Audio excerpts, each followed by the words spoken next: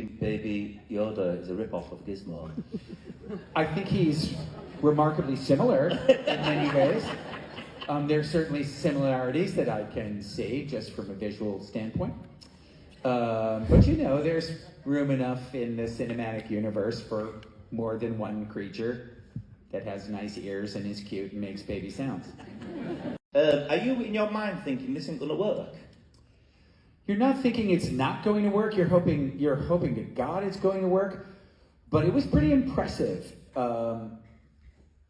because I mean, I'm not sure if people fully understand exactly how this version worked, but you had down here, you had all sorts of cables coming out of his bum, if I'm honest. They all came there.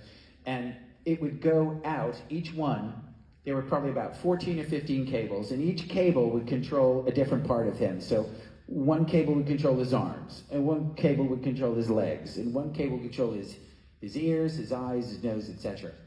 And on the camera that was looking, they had a video camera just underneath the lens, so that on the monitor, the crew people were seeing exactly what the camera was seeing, the film camera was seeing.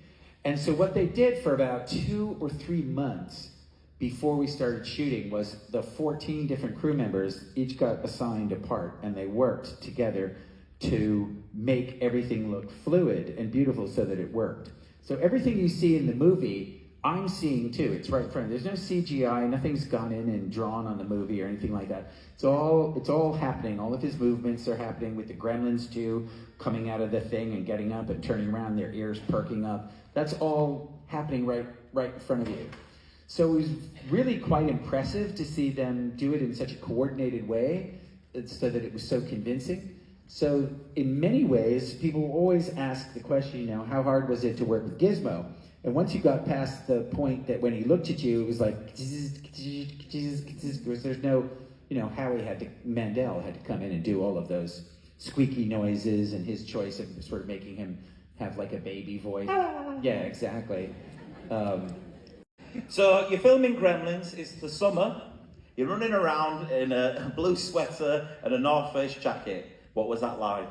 Well, considering we shot it in Burbank, California in July when it was 109 degrees, it was quite sweaty.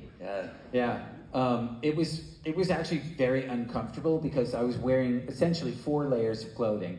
I had a button-down shirt, I had a sweater, I had a blazer, and then I had the jacket, or the Mac, I guess as you would call it, winter coat. Puffer jacket. Yeah, and it was... Puffer jacket, isn't it? Puffer jacket, yeah. Yeah. Puffer, yeah. And it was crazy because they had, you know, all of the snow in the movie is essentially fake. I think there's... What is the snow? The snow's just white sand. And so there's one sequence by the YMCA where they needed a close-up of my feet walking through the snow. So they brought in this enormous ice truck with this huge block of ice and sort of like what looks like I guess you call it like a wood chipper. And they put the block of ice in it, and they would spray it, and it would give you like about 7 or 8 feet of actual kind of crushed ice that looked like snow. And that was for the close-up where it just goes like, you know, the camera's down here, and it's like through the snow. While Gizmo is going.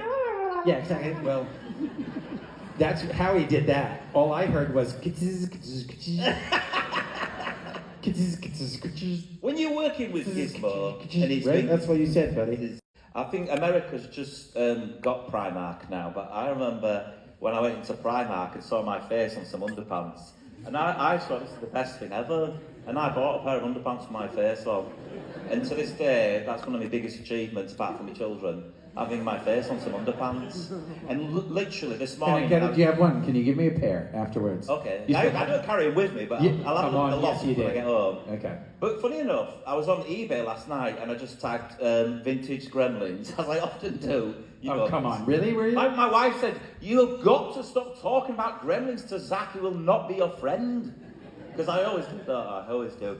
But I typed in vintage Gremlins and there was a picture of you on a 90. And I bet you didn't know. I saw it and I thought, I should take a picture of it, because I bet he doesn't know he's on a 90. But obviously you're holding Gizmo, that one, in the where you look back like... in the backpack. I love you, but I won't love you too much because you're an animal, it'll be weird. And I don't put any wet on you, because we know what happens if you get wet. But you were on a 90. I did not know that. You're on a 90. You're on lunchboxes and stuff. Well, that was very 19. weird, yeah. Yeah. That was crazy. The craziest one for me was I was a big baseball card and football card collector. To be on the Topps cards where you open up and there's a stick of gum and your picture on the cards like that sold in the shops. That was very, very strange. But all of it was strange, you know, because it just you went from nothing to everything in the course of about a month. Did you ever buy any merch with yourself on it? Did you ever go to the store and buy stuff? No, I didn't. That's just me. I didn't. My mom did though. My mom came in with the lunchbox and the thermos, and she was like, "My son's on a lunchbox." She was screaming and everything like that. So that was. Did that make you proud, or were you embarrassed that you were on a lunchbox then? Oh no, I was very happy that she was so happy. Yeah. You know, it was again. My family had a very strange reaction to it too, because it doesn't just happen to me, you know, it happens to them as well. So yeah, it was a lot to happen at once, for sure. It was great, but it was very overwhelming too. She thought I was like nice and sweet and everything like that, and I thought she was like the most beautiful woman I'd ever seen in my life. So when we did the audition, we did the scene, and when it was over, we were sort of shoulder to shoulder. And Joe Dante, the director, I was waiting for him to call cut, and he didn't. And if you're an actor in an audition and the director doesn't tell you to cut, you basically are almost required, I guess is the word you could use, to keep going and improvising and everything like that. So I wasn't very good at improv. I'd only been acting professionally for a couple of years. So I didn't really know what to do. So we looked at each other kind of nervously. There was no additional dialogue, so we're just sort of grinning at each other. And then I didn't know what to do. So I just looked straight into the camera lens, which you're not supposed to do. And looked into unless you're Ferris Bueller. Unless you're Ferris Bueller. And I put my head on her shoulder, and I sighed, you know, kind of like, like, isn't she the greatest? And so apparently, when they showed it to Spielberg, he saw that, and he goes, "Oh my God, look, he's already in love with her." And he goes, "You might as well." And he got up and he started walking out of the room. And Joe Dante and Mike Fennell said, "Where are you going?" He said, "Well, we don't need to see anyone else on the rest of the tape because he's already crazy about her, so there's no acting required." And that's basically how I got the part, was just from that momentary, you know, I always stop. I try not to think about it, but I always wonder, like, what if I didn't put my head on her shoulder in that moment? What if he just called cut, you know? What if that 1 second had been different? What kind of life would I have? But well, it's kind of no point in thinking about it because it happened. It's a good job, but it wasn't me auditioning, because I might have put something else on the shoulder. What's strange about it is that it really was just a basic audition. I went in the first time and I read for the casting director, and then they call you back if they think that you do a good job. And I read I was supposed to read for the director, Joe Dante, but he was kind of plane sick. He doesn't like to fly that much, at least he didn't at the time. So I read for Mike Fennell, who's the producer. He liked me and called me back, and as fate would have it, I got paired with Phoebe Cates for the very first reading. And luckily for me, I had auditioned with Phoebe a bunch of times, so we were kind of, for other projects, didn't get them, but we were familiar with each other. And I walked in and I saw her, and she was all happy. She had her hair back in a ponytail, and she was chewing gum, and I walked in, and I was like, "Hey," and she's like, "Hey, what are you trying out for?" Because there were a bunch of movies trying out in the same office. I said, I'm doing the Gremlins one. She goes, "Oh, so am I." So I plopped down next to her and we started rehearsing, because we had the same scene, which is the scene in the movie where I ask her out for a date. And we just got along really well and probably rehearsed it maybe like a time and a half. We were probably halfway through the second reading, and the casting director popped in and said, "Come in." And we did the video audition, and Spielberg saw it, and apparently he liked it. There's something called the Star Meter on IMDb. I don't know if you guys follow IMDb. It kind of rates like search results of actors throughout the decades, from the beginning of Hollywood all the way up to the current day. And I'm usually somewhere around 4,000, and when it gets to right to Christmas, I'm usually somewhere in the top 150. Yeah. So it's always weird to think that more people are searching for you than are searching for Clint Eastwood or John Wayne or Steve McQueen. It's just insane to even think that that's possible. But yeah, my phone is like a Jiffy Pop popcorn thing going all around like Christmas Eve. It's amazing. I'm watching you. Oh my God, you're on here. You're on channel 6 in India. You're on channel something in South Africa. And they send me little screenshots. It's fantastic. I think I've seen screenshots when I've been in bed going, look, Brett. You have, yeah, you have. He has. He sent me screenshots. How long was the shoot for Gremlins? We started on April the 27th of 1983, and we finished on August the 3rd. And you have written a book about it. I have. I've just completed a book about it called Being Billy, The Making of Gremlins, and it's about 195, 200 pages. It's a quick, breezy read, and it covers March of 1983, opens with my first audition with Phoebe, and closes in July 1984 with the movie coming out, its acceptance, and the fact that it's became a kind of surprise worldwide hit. I think they thought it would do well. I don't think they thought it would do as well as it did. And no one involved with the movie thought that 40 years later I'd be sitting on a stage here in Liverpool talking to you. Right before Gremlins came out, about 2 weeks beforehand, there's a movie called Indiana Jones and the Temple of Doom. Never heard of it. Never heard of it. And in it, a guy reaches into a person and rips out their heart, and the heart is beating in the guy's hands, going boom, boom, boom, boom, boom. And apparently, people in America saw it, and just basically all the mums went, "This is a disgrace. I am so violent. I am taking my kid immediately out of the room," and just stormed out of the theater, and there's a big brouhaha, and everybody was upset. And that had barely calmed down when we stuffed a gremlin into a microwave.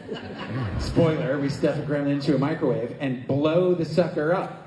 And that woman, the same woman was like, "That is it! I am over it." And apparently they started getting just relentless criticisms at what's called the MPAA, the Motion Picture Association of America, which determines the ratings. So Gremlins, in combination with Temple of Doom, created what was now in the States, still exists, PG-13 rating.